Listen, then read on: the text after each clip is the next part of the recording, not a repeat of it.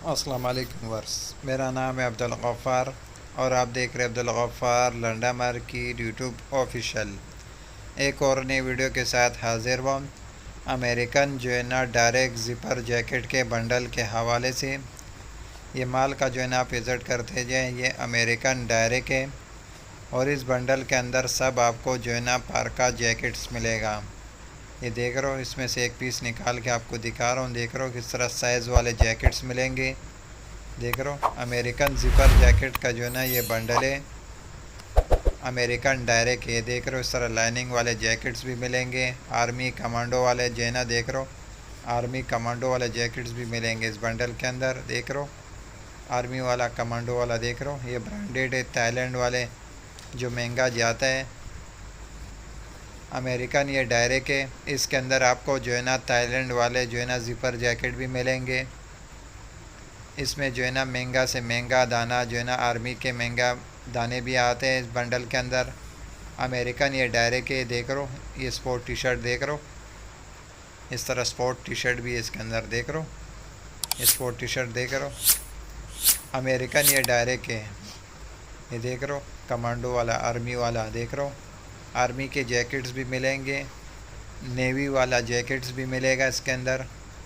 मर्दाना पार्का jackets, पार्का का jackets bundle है। देख रहे हो इस तरह टैग वाला माल होगा। देख रहे हो इस तरह टैग लगे हुए। देख रहे हो इस तरह टैग वाला माल है। अमेरिकन डायरेक्ट है और मर्दाना ज़िपर जैकेट का बंडल है।